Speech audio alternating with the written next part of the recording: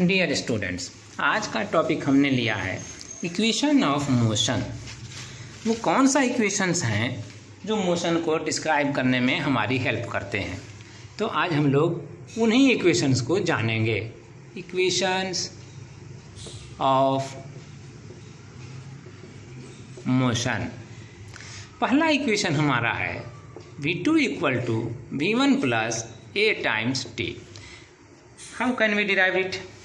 कैसे हम ये समझेंगे, कैसे इसे ड्राइव करेंगे कि ये v2 equal to v1 plus a t हमारे लिए फर्स्ट इक्वेशन ऑफ मोशन है। इसके लिए हमें प्रूफ लेना पड़ता है। As we know a equal to v2 minus v1 by t. Therefore आप ये कह सकते हैं a times t equal to v2 minus v1, और देयरफॉर आप कह सकते हैं a times t plus v1 equal to v2। ठीक है, इसे आप रीअरेंज करके लेफ्ट साइड से ला करके v2 equal to v1 plus a into t लिख सकते हैं। This equation is known as the first equation of motion. ठीक है, ये फर्स्ट इक्वेशन ऑफ मोशन के नाम से जाना जाता है। सेकेंडली, हमारे पास दूसरा इक्वेशन है इक्वेशन ऑफ मोशन में x equal to v1 t plus half a t square. How is it derived? ये कैसे ड्राइव किया जाता है? तो इसके लिए हम लोग प्रूफ लाते हैं। मोशन अगर हमारे पास यूनिफॉर्म है तो यूनिफॉर्म स्पीड को टाइम से मल्टीप्लाई कर देंगे। जितने टाइम तक वो मूव करता रहता है तो हमें उतने टाइम में जितना डिस्टेंस कवर करेगा वो डिस्टेंस निकल जाता है। हम लोग ये अच्छी तरह जानते हैं, distance equal to speed into time. ये फॉर्मूला वैलिड है अगर मोशन यूनिफॉर्म हो, लेकिन अगर मोशन नॉन यूनिफॉर्म हो तो ये फॉर्मूला वैलिड नहीं होता। अब इसकी जगह पर क्या होता है वैलिड? वो जहाँ पर मोशन यूनिफॉर्म नहीं हो, नॉन यूनिफॉर्म हो, वहाँ पर हमें एवरेज स्पीड लेना पड़ता है। तो इसलिए हम कह सकते हैं कि as we know distance covered equal to average speed into time. अब average speed into time, average speed into time अगर है तो हम इसके लिए जानते हैं एवरेज स्पीड को हम लोग कैसे रिप्लेस कर सकते हैं। एवरेज स्पीड को हम लोग रिप्लेस करते हैं v1 और v2, दो तरह का जब स्पीड है तो v1 प्लस v2 का हाफ करके। ये हम एवरेज स्पीड के लिए डिफिनीशन से जानते हैं। तो हम यहाँ पर कह सकते हैं कि average speed equal to v1 plus v2 का हाफ। अब इसलिए डिस्टेंस कवर्ड को हम लोग रिप्लेस कर दें x से, है ना। Distance equal to v1 plus v2 by 2 और इनटू t।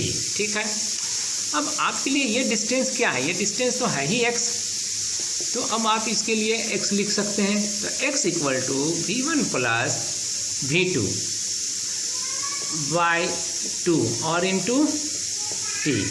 अब आप ये जानिए कि v1 तो ठीक है, v1 रहेगा। v2 के लिए हम लोग पहला इक्वेशन ऑफ मोशन जो लाए थे v2 इक्वल टू यहाँ v2 equal to v1 plus a into t times, यही है ना।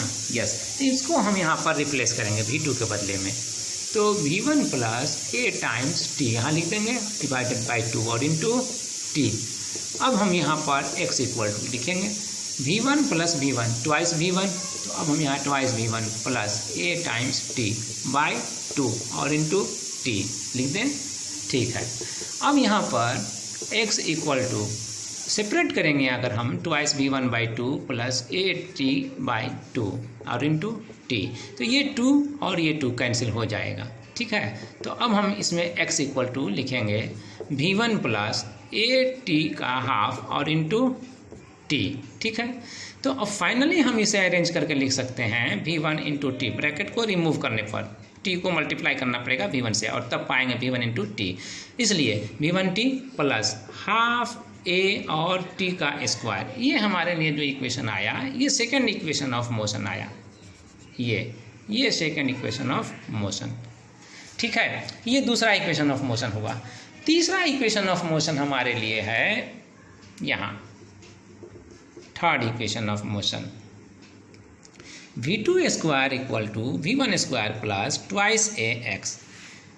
ये how can we derive it, इसे हम कैसे डिराइव कर सकते हैं? इसके लिए हम लोग स्टेप लेते हैं इस तरह से, और पहले जो दो इक्वेशन हम लोगों ने डिराइव किया उस दोनों इक्वेशन को हम लोग यूज़ कर सकते हैं इसको डिराइव करने में, उसका हेल्प ले सकते हैं इसको डिराइव करने में। चलिए प्रूफ के तौर पे हम लेते हैं इस यहाँ proof as x equal to हम लोगों ने पाया v1t plus half a times t square, ठीक है। यस, ये हम लोगों ने अभी सेकेंड इक्वेशन ऑफ मोशन के तौर पे डिराइव किया है। क्या इसमें t को रिप्लेस कर सकते हैं हम उससे जिसमें हमें t मिलता है? आप ये जानते हैं और कह सकते हैं कि but a equal to v2 minus v1 by t, therefore t equal to v2 minus v1 by a, ठीक है।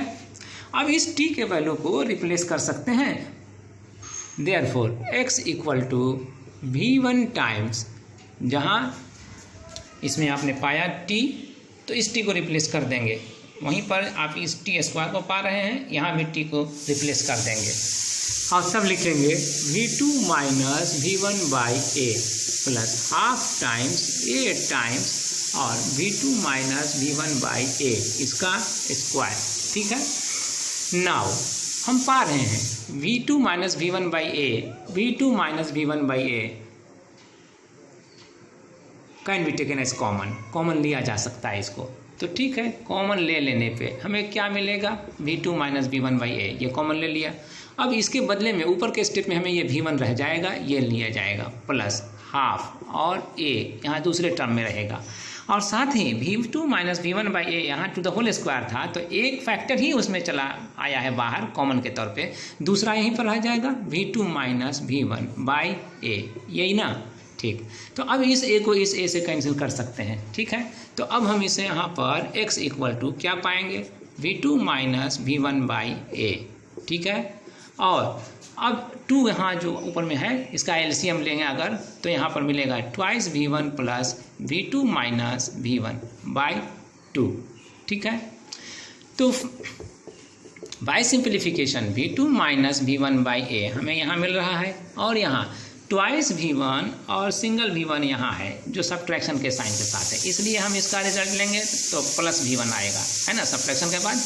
और यहाँ v2 है तो v2 प्लस v1 हम यहाँ लिख सकते हैं और बाई 2 यहाँ लिख सकते हैं, ओके। अब इसलिए x इक्वल टू हम लिखेंगे, तो अब ऊपर के टर्म में हम देख रहे हैं कि v2 माइनस v1 एक फैक्टर है और v2 प्लस v1 दूसरा फैक्टर है।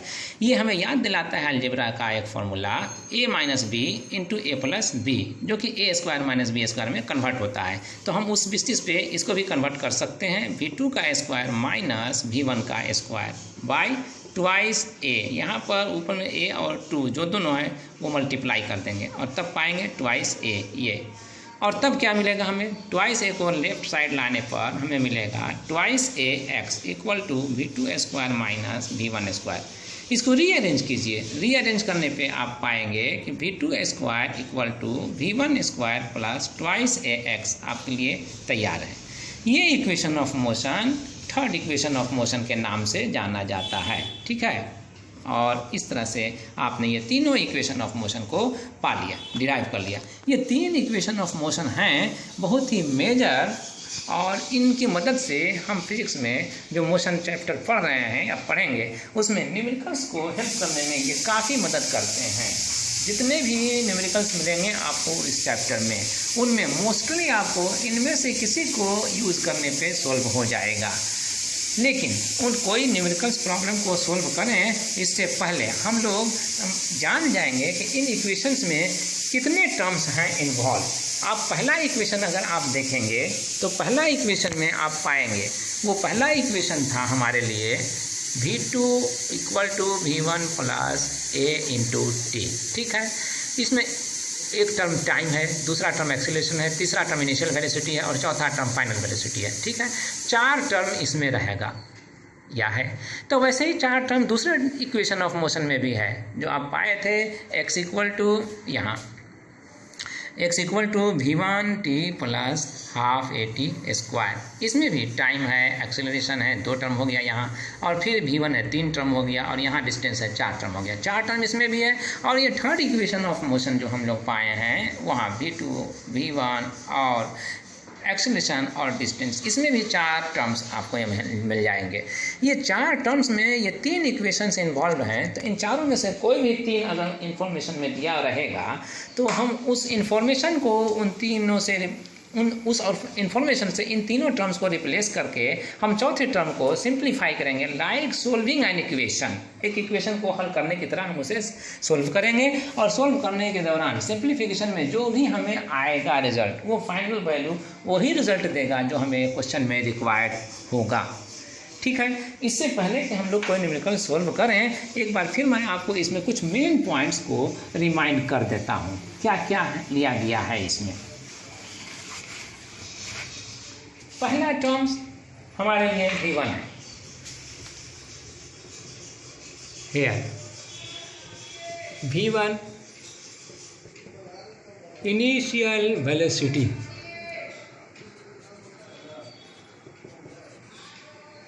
v2 हमारे लिए फाइनल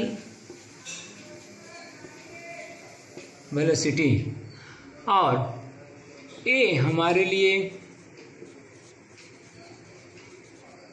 एक्सीलरेशन, और टी हमारे लिए टाइम पीरियड ऑफ मोशन। जितने देर तक कोई बॉडी मोशन में रहता है उतने का टाइम पीरियड ये टी है।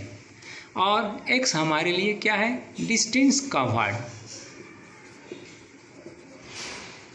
देखिए यहाँ पर 1, 2, 3, 4 और 5, ये 5 टर्म्स हैं। इन 5 टर्मों में से 4 को ले लेकर के इक्वेशन बनाया गया है। हर एक इक्वेशन में आपको 4 टर्म्स मौजूद हैं। उन चारों में से 3 टर्म का इंफॉर्मेशन रहेगा और 1 टर्म के बारे में रिक्वायर्ड रहेगा। क्वेश्चन बस यही है, आपको पकड़ना है कि which 3 terms are given and which last term is being asked. कौन सा 3 टर्म्स का इंफॉर्मेशन दिया गया है और कौन से चौथे टर्म को पूछा जा रहा है। यही अगर आपने पहचान लिया तो मैं श्योर हूँ कि आप सोल्व कर लेंगे। आप भी श्योर हो जाइए कि आप सोल्व कर लेंगे। एक बात मैं फिर यहाँ पर और दोहरा देना चाहता हूँ, अगर इनिशियल वेलोसिटी लिया जा रहा है, इनिशियल वेलोसिटी, तो इनिशियल वेलोसिटी में कहीं कहीं पर न्यूमेरिकल्स में पाएंगे कि body starts from motion, body starts from rest. तो स्टार्ट्स फ्रॉम रेस्ट के माने क्या होता है, starts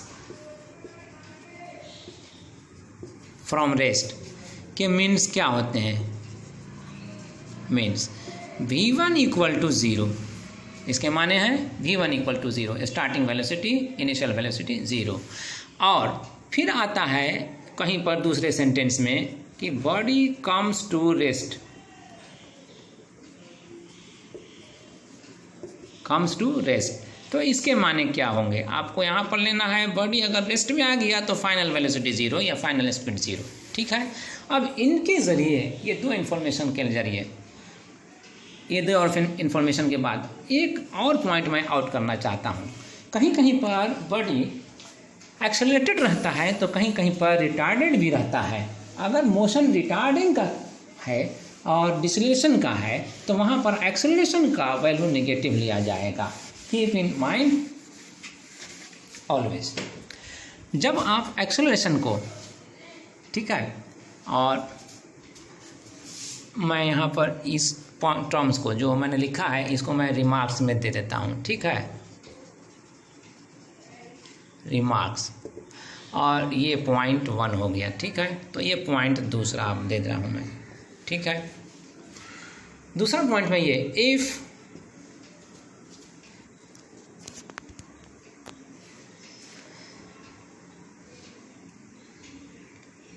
the moving body, if the motion is retarding,